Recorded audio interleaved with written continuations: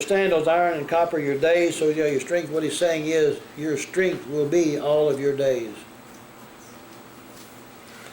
And then verse 26, there's no one like the El of Yeshurun, the El of the upright, who rides the heavens to help you, and his excellency on the clouds. The eternal El is your refuge. Underneath.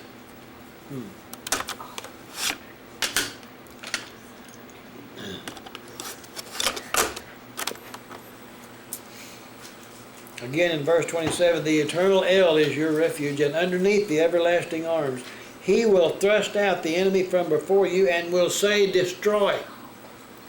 He will thrust him out from before you and will say, destroy. Is he saying that you're to destroy the enemy, or is he saying the word destroy to destroy the enemy? He used the children of Israel to go into the promised land, and they destroyed the enemy. He said, you conquer them.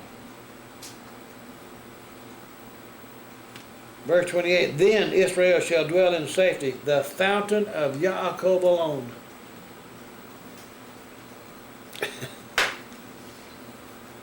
Word fountain is the number 5869.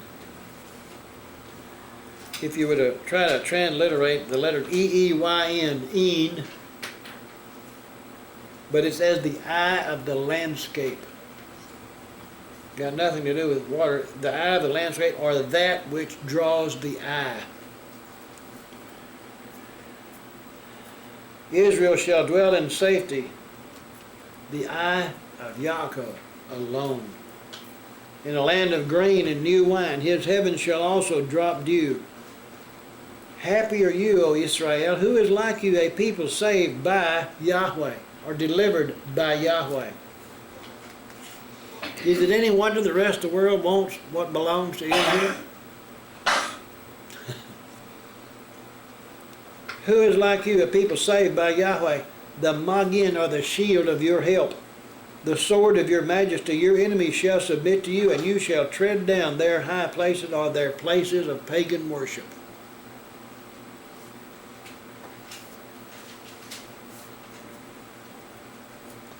Verse 29, there that word enemy. Shall submit.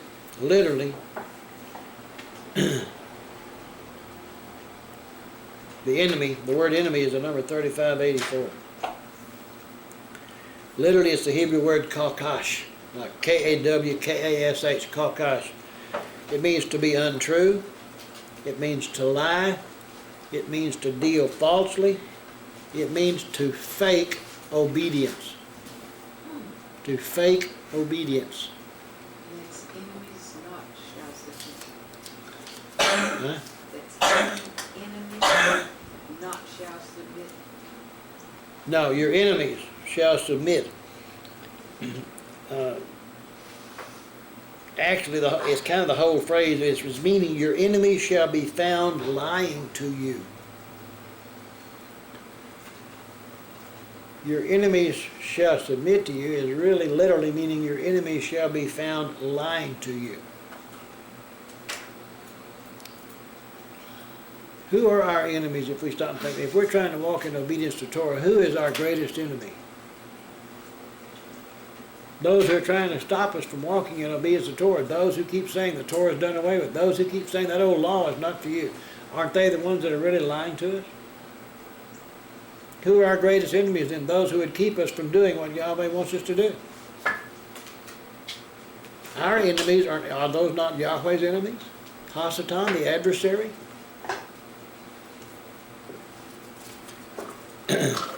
Y'all need to look that one up and study that for yourself in that phrase there, 3584, in regard to those words. But in chapter 34, y'all thought we never was going to get to this last 12 verses, but we did.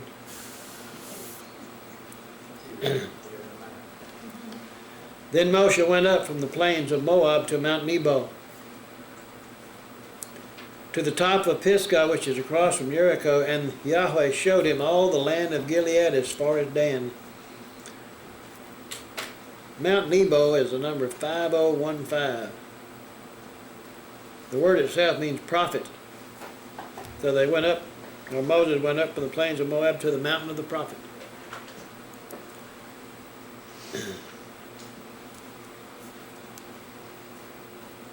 Brown Driver Briggs takes this word Nebo a little bit further than prophet and says it also is the name of a Babylonian deity who presides over learning and letters. And this word Nebo corresponds in the Greek. The word Nebo translates to the word Hermes. You remember where Paul was you've heard of him and who was the one that was with him? I forget. The son of comfort. Barnabas or Barnabas. So he was called, but in the Greek, that word Nebo means Hermes. In the Latin, it translates to the word Mercury. In the Egyptian language, it translates to the word Thoth, T-H-O-T-H. We get all these different gods and goddesses, all these different names, and in reality, it's the same thing, just different languages speaking these names.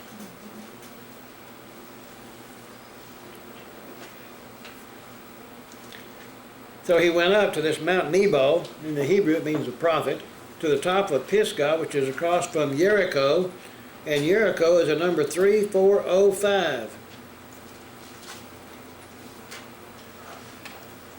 The name Jericho literally means its, I-T apostrophe S, its moon, M-O-O-N, its moon.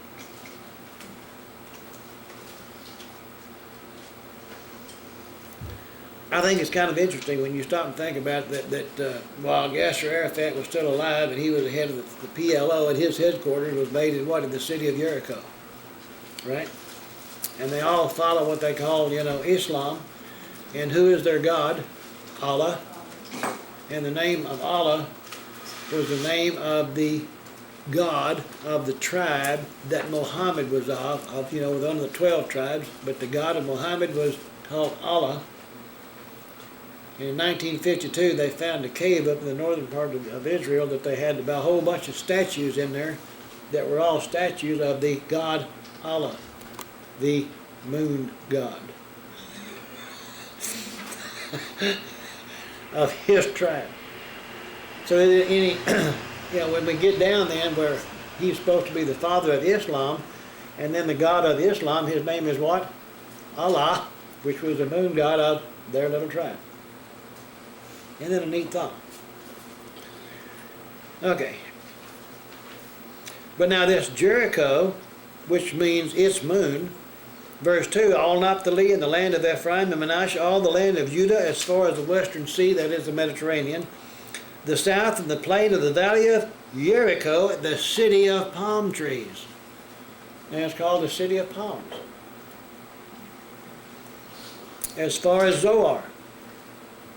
Then Yahweh said to him, this is the land of which I swore to give Abraham, Yitzhak, and Yaakov, saying, I will give it to your descendants. I have caused you to see it with your eyes, but you shall not cross over there. Moses didn't become a Hebrew, did he? He didn't cross over.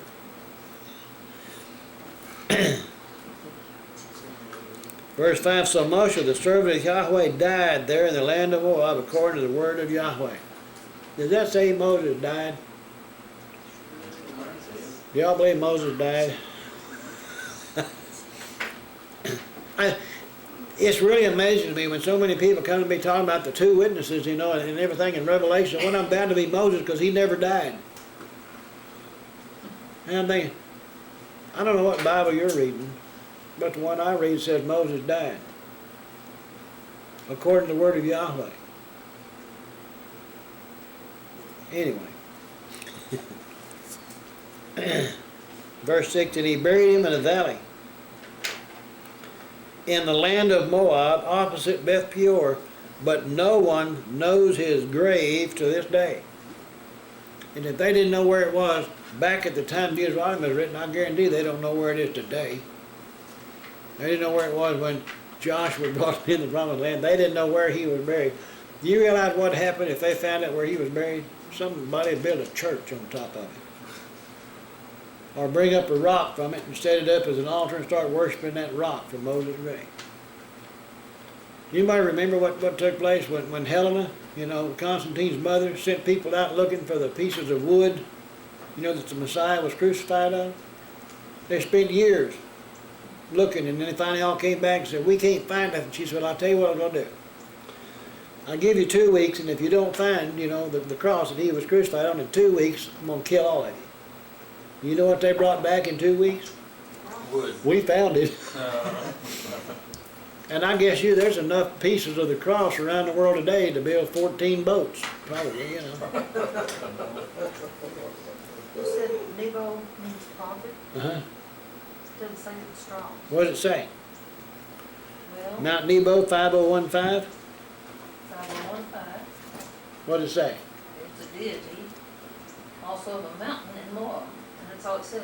Okay. We'll come back to that here when I can get off the computer. We'll come back and look it up and go into Brown Driver Briggs and see what it says, okay?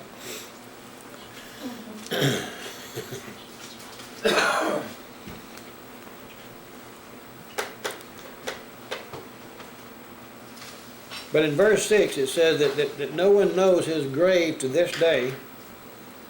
And we saw in Jude, where they were arguing over Moses' body. Go to Zechariah chapter 3, in verse 2.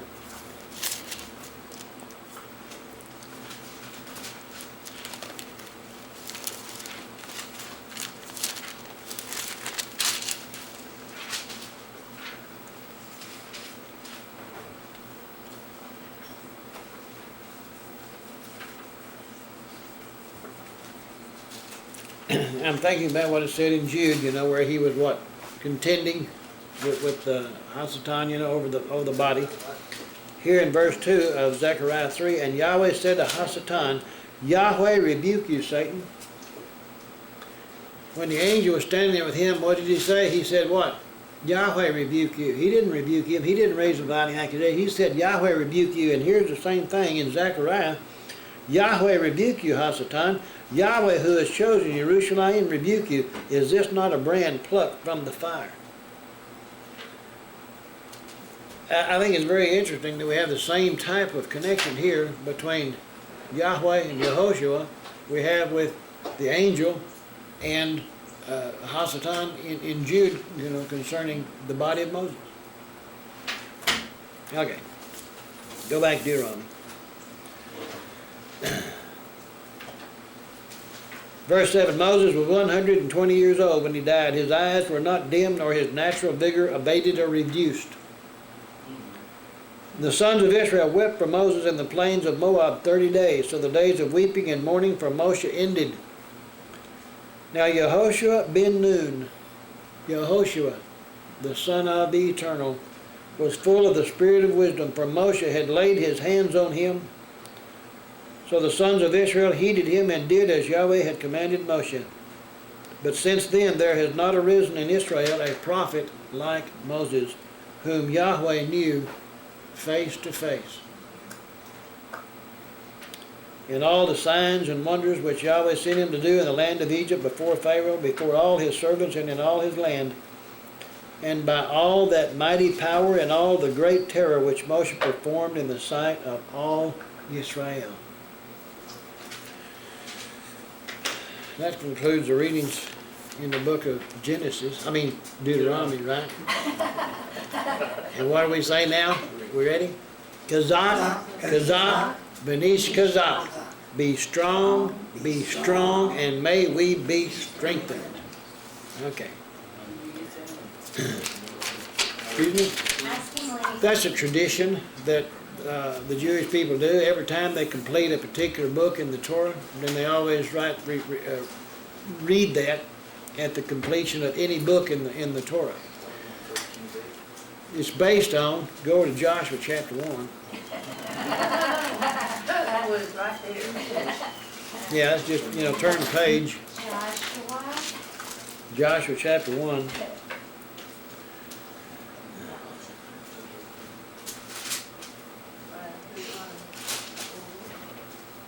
In Joshua chapter 1, verse 6, it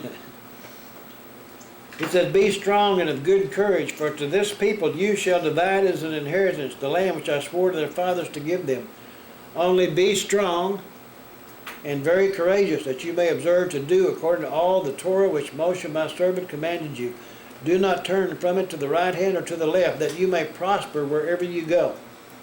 The word prosper there, if I'm not mistaken, I think the number 7919. Yes. It means to have success, or to act wisely, or to make the right decision at the right time.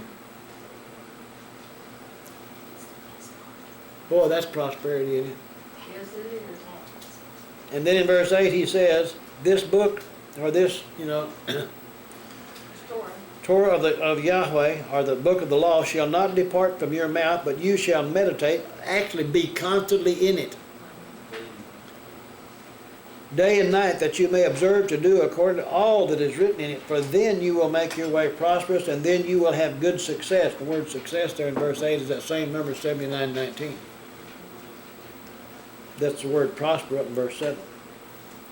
But then in verse 9 again he says, have I not commanded you? Be strong and of good courage. Do not be afraid nor be dismayed, for Yahweh Eloheka is with you wherever you go. And then we said what? Kazak, kazak. Be strong, be strong. Benish kazak. And may we be strengthened. And it's our walking and doing obedience to Torah. And as we read one of the books, the Torah books, as we complete one, then we say be strong, be strong. And may those words of that Torah that we just read completely become part of who we are. Or us become part of that word. That's the tradition. It's a nice one. Okay. Let's go over to 1 Kings chapter 8.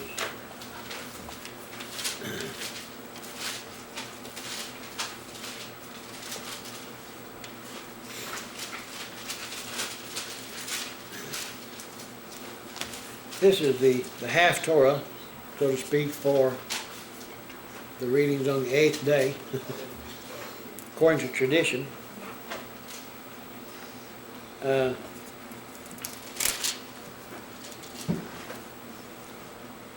Starting in verse 57 is where we'll read down through 66. It's very short.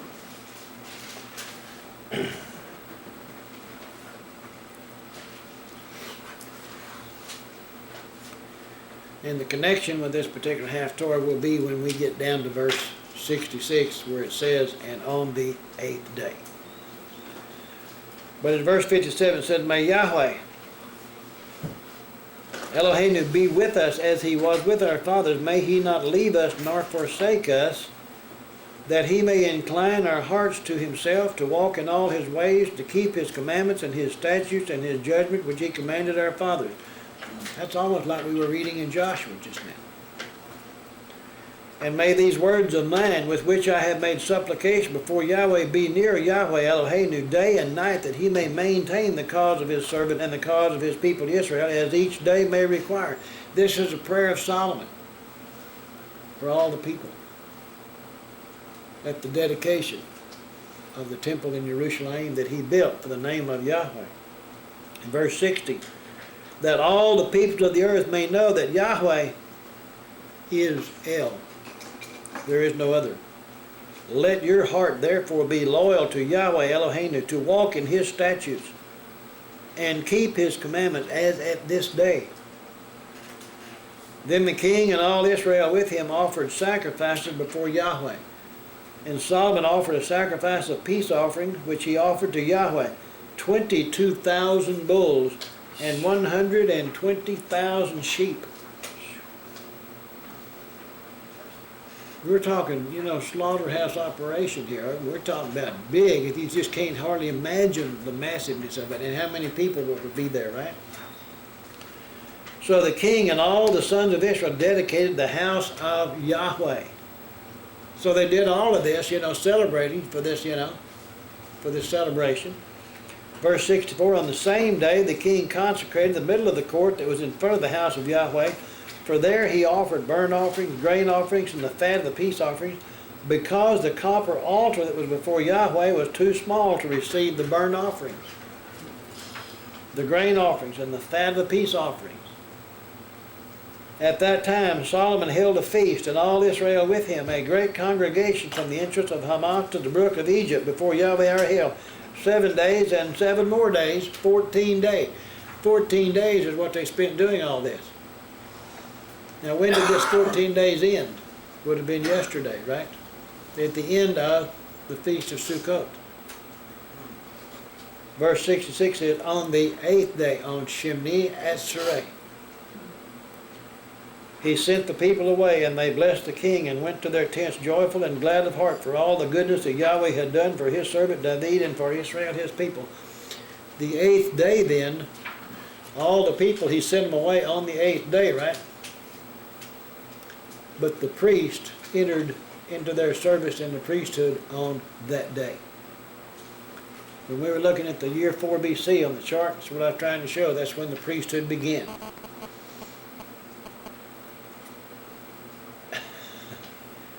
Okay? This teaches about the millennium. Excuse me? The 8th day teaches about the millennium. Yeah, New beginning. the new beginning. We have the 7th day, which is the 1,000-year millennium that it talks about in the book of Revelation. After we finish that 1,000 years, at the end of that, when Satan's going to be let out for a short season to deceive the people, but then the city of Jerusalem comes down, the new Jerusalem comes down, right? This is the new There's no Jerusalem. temple in it, at the end of that 7th day, okay? At the end of that 1,000 years. And then when the new Jerusalem comes down, Messiah and everything is the light and the Lamb and all that kind of thing, and then we enter into the 8th day, which is the surplus on top of the 7th. The new beginning of the 8th day. Tabernacles then is the millennium. Do what? The 1,000 years that he reigns on the earth. Is that what that's talking about? Because the 8th day Now, begins Tabernacles New is the feast Jerusalem. that teaches of the beginning of the last millennium before the 8th day. Okay, that's what I just said. But the doesn't necessarily represent the full 1,000 years. Those are applications that can be made, but I wouldn't necessarily try to say that as an interpretation. Before we go too far in that, can we go to Matthew 22? I just want just a little bit look at some things here about marriage and so forth that I think has a bearing on this.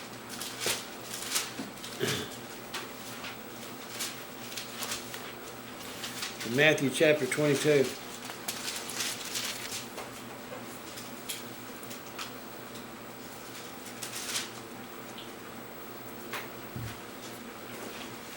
As we read the parables and the stories and everything that Messiah tells us, pay close attention to when he starts out and he says, here in chapter 22 in verse 1, Yehoshua answered and spoke to them again by parables and said, the kingdom of heaven is like.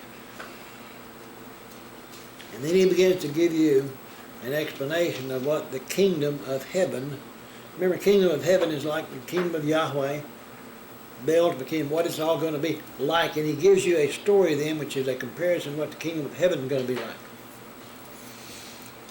And he said, the kingdom of heaven is like a certain king who arranged a marriage for his son.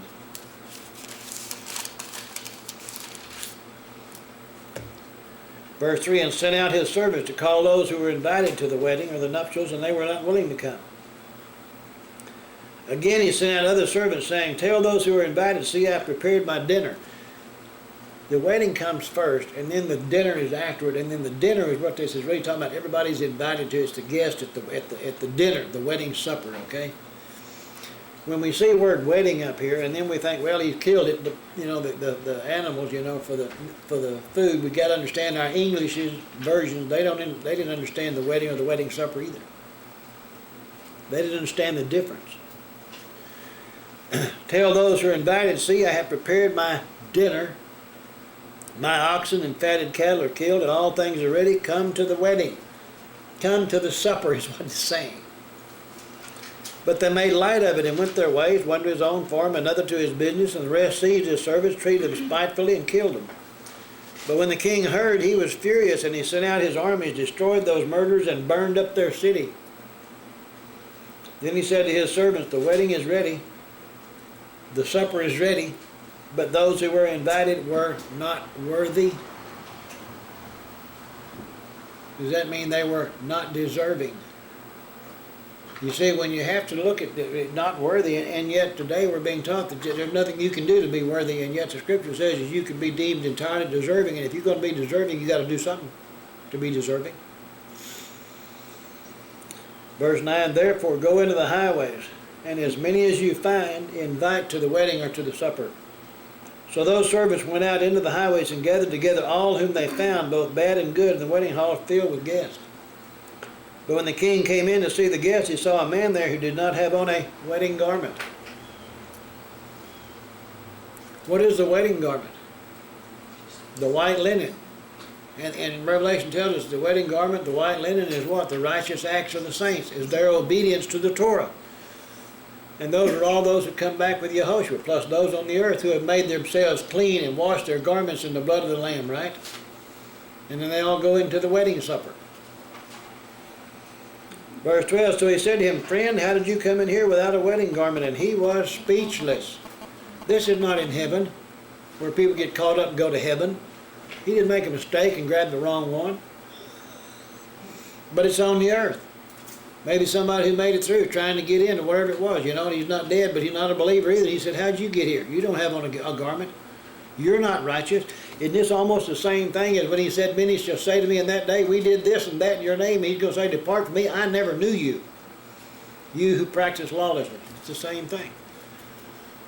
They didn't have on a wedding garment. They had what? Now, not been walking in obedience to the Torah. They practiced lawlessness or transgression of the law.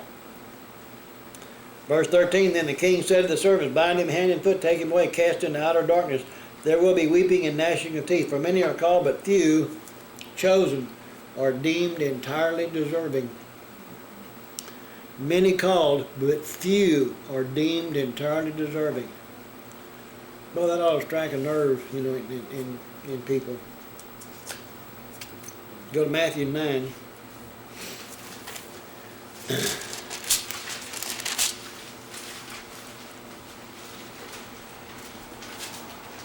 Verse 14 and 15.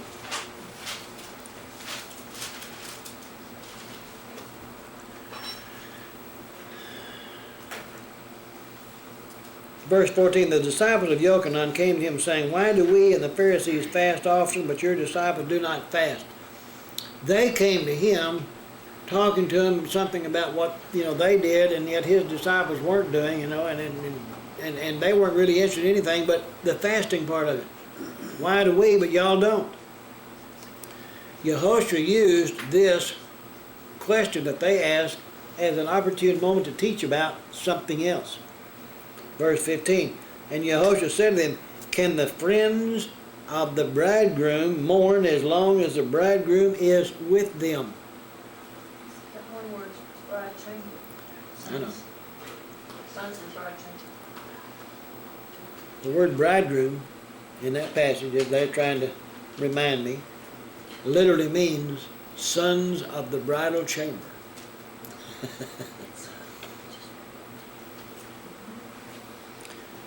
Can the friends of the bridegroom, can the friends of the sons of the bride chamber mourn as long as the bridegroom is with them?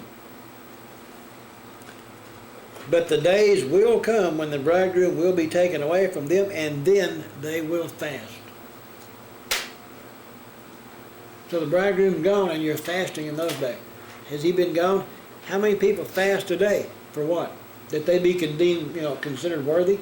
Did Messiah tell us to pray always that you be considered worthy to escape all these things that are coming upon the earth and stand before, you know, Son of Man? Go to Matthew chapter 25.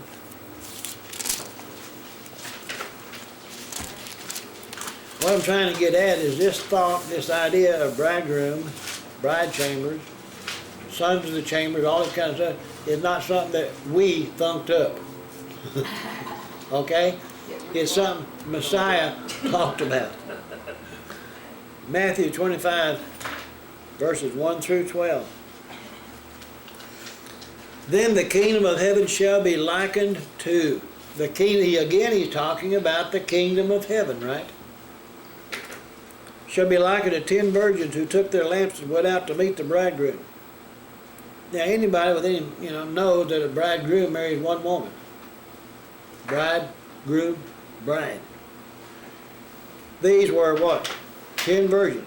They went out to meet the bridegroom. Now 5 of them were wise and 5 foolish. Those who were foolish took their lamps and took no oil with them. But the wise took oil in their vessels with their lamps. So they had their lamps and extra oil. But while the bridegroom was delayed, they all slumbered and slept. And at midnight a cry was heard, "Behold, the bridegroom is coming, go out to meet him." At midnight the cry was heard. Then all those virgins arose and trimmed their lamps, and the foolish said to the wise, "Give us of your oil, for our lamps are going out." And what did those who had the extra oil say? But the wise answered, saying, "No, lest there not be enough for us and you, but go rather to those who sell and buy for yourselves." They weren't ready, is what he's saying. The whole thing, they weren't ready. And they were trying to get from somebody else who was ready. And what you got, you can't give. They have to get it themselves. They have to get it on time. They have to be prepared. Go and buy for yourselves. And while they went to buy, the bridegroom came, and those who were ready went in with him to the wedding, and the door was shut up. After the other virgins came also, saying, "Master, Master, open to us." But he answered and said, "Assuredly I say to you, I do not know you." Isn't that what he said in other places? I don't know you, you who practice lawlessness. They were practicing lawlessness. That's why they weren't prepared.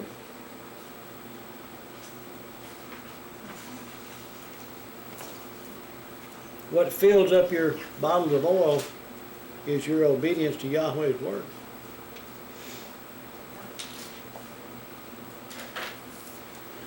Go to Isaiah 61.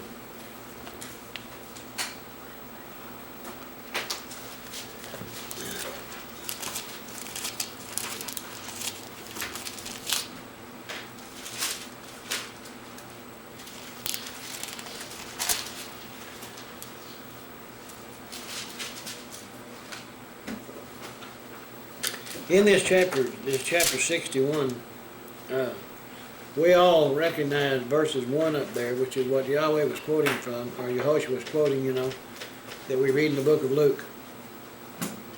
He says, "The Spirit of Adonai Yahweh is upon me, because Yahweh has anointed me to preach good tidings to the poor. He has sent me to heal the brokenhearted, to proclaim liberty to the captives, the opening of the prison of those who are bound, to proclaim the acceptable year of Yahweh." He didn't say the rest of it though, did he? In Luke. He stopped right there in the middle of that verse. That same chapter though, if we go on down to verse 10.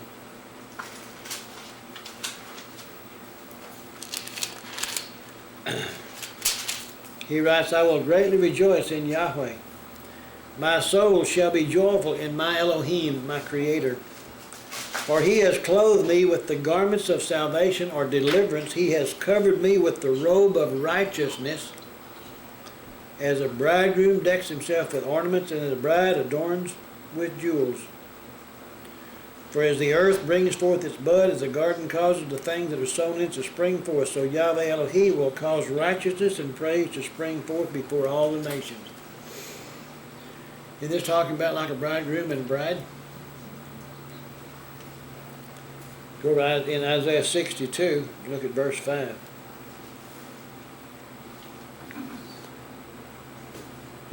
I mean, if you just read these things where it's talking about, the nation being married and the land being married and all these kind of things, why did he put these things in there? What is the reference? And then he tells us a parable.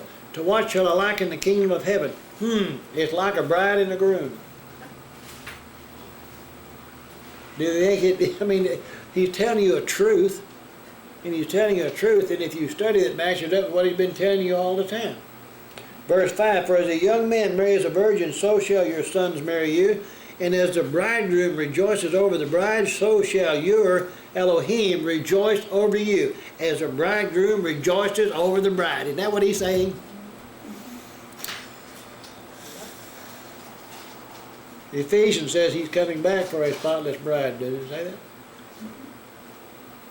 Does that mean that, we can have, a couple little spots, but not too many, right? Does spotless mean that you can have one or two? No? You mean spotless means you can't have none? You're kidding.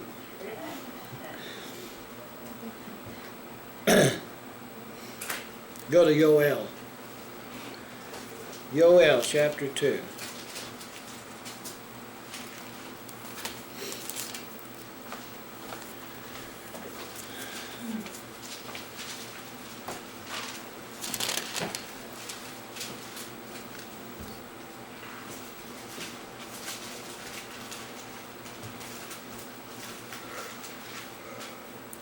Verse 15.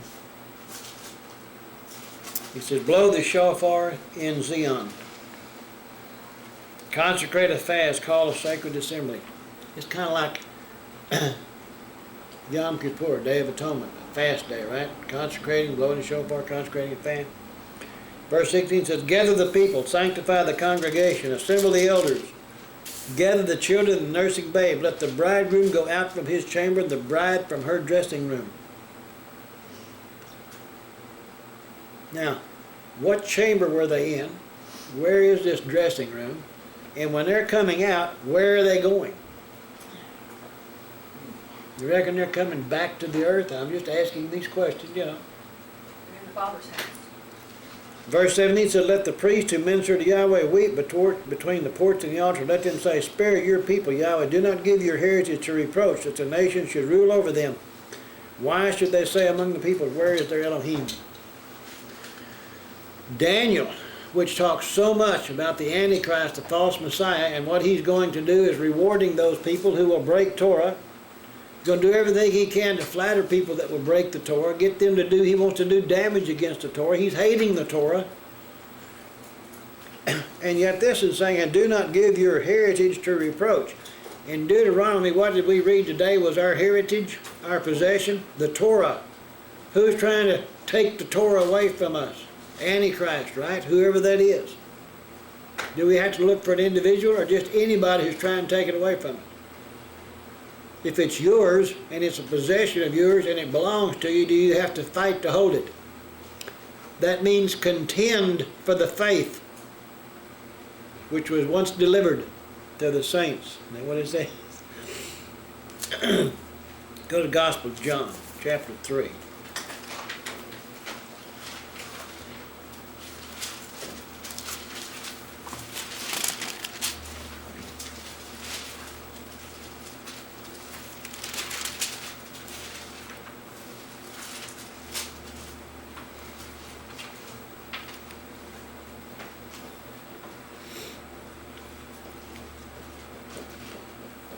Starting in verse 25.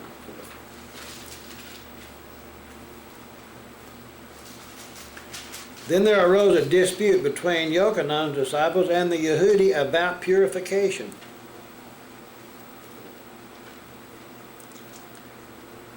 And they came to Yochanan and said to him, Rabbi, he who was with you beyond the Jordan, to whom you have testified, behold, he is baptizing, and all are coming to him. Yochanan answered and said, a man can receive nothing unless it has been given to him from heaven.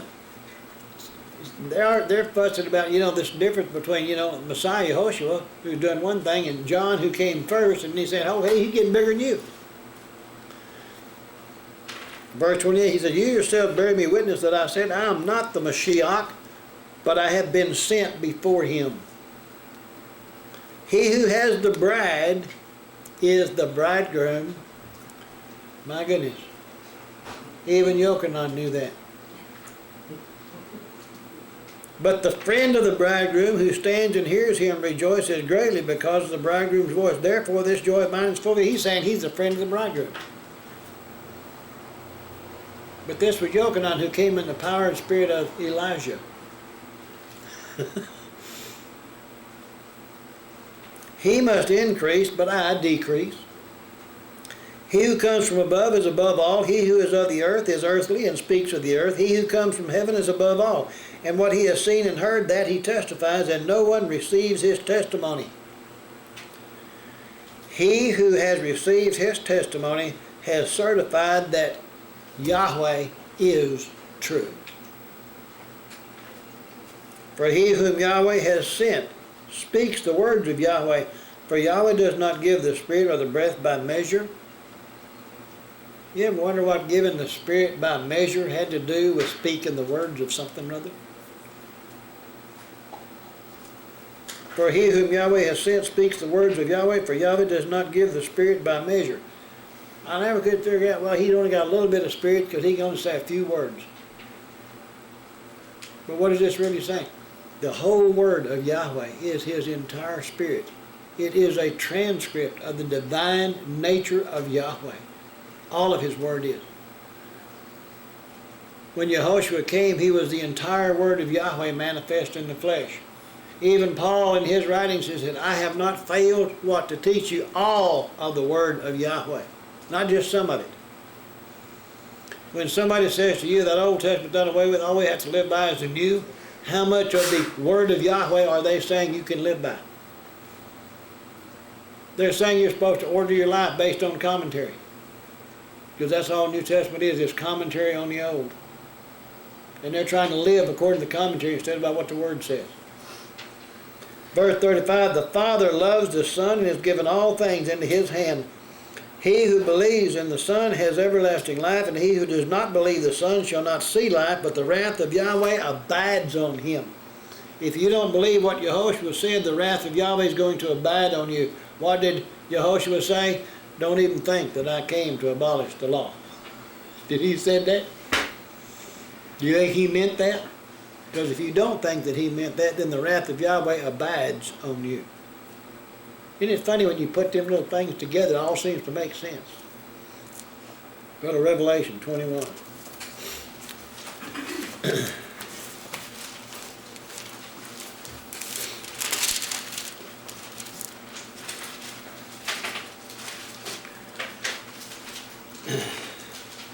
This is that fellow Yochanan that we were reading about. The one that they came to and said, hey, how come you're not upset because this guy's baptized more people than you? We just read about that one. Anyway, chapter 21, Revelation, verse 2.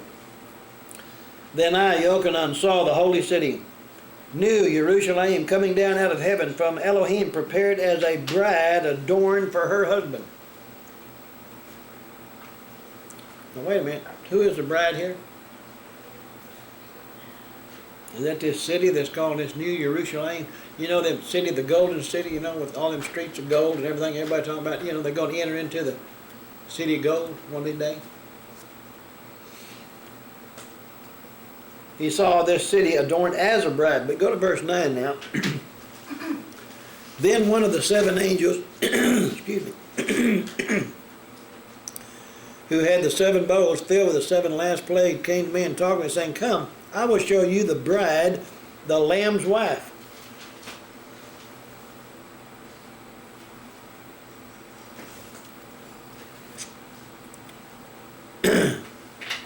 Verse 10, and he carried me away in the Spirit to a great and high mountain, and showed me the great city, the holy Jerusalem, descending out of heaven from Yahweh. So he's talking about this city, this New Jerusalem, coming down out of heaven. He read over there, he said he saw the holy city adorned as a bride for her husband, right? But then he said he's going to show him the bride, but then he shows him the city. I don't care if the city is made out of stone and wood or fence post or whatever you want to build a city out of, or if it's made out of gold and jasper and all kinds of precious stones. The city is really the people who are in the city, is it not? He's not going to be married to a rock. He's going to be married to people who are as rocks, as living stones. Go to Revelation 22. And we're going to find out who can be in the city. Make up this bride. Verse 14, blessed are those doing his commandments, that they may have the right or the authority to the tree of life, and may enter through the gates into the city. If you look up the word right there in the Greek text, you'll find the word actually means authority over the tree of life. If you're the bride, that means that you're the queen. If he's the king, that means that you rule and reign with him. That means that you have authority as queen with him as your king over the tree of life. That means who gets what. And may enter through the gates into the city. So who can go into this city? Those who keep the commandments of Yahweh. Isn't that what it said?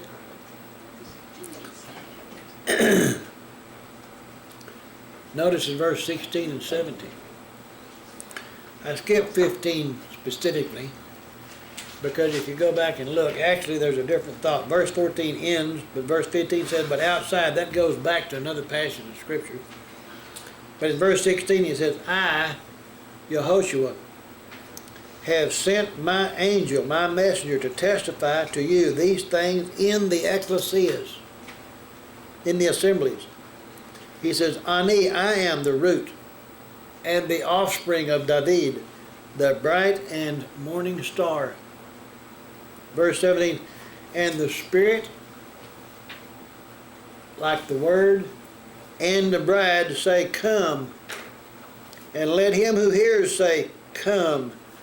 And let him who thirsts come, and whoever desires, let him take the water of life freely.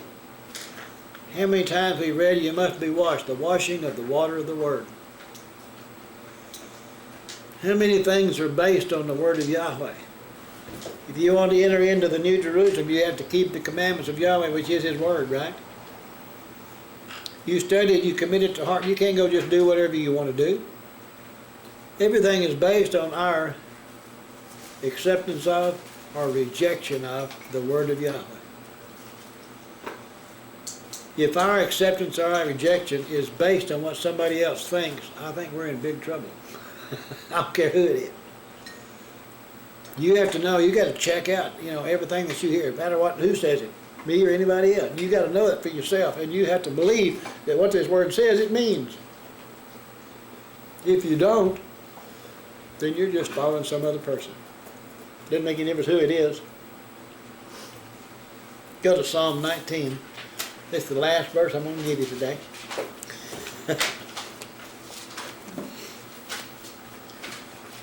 Psalm 19.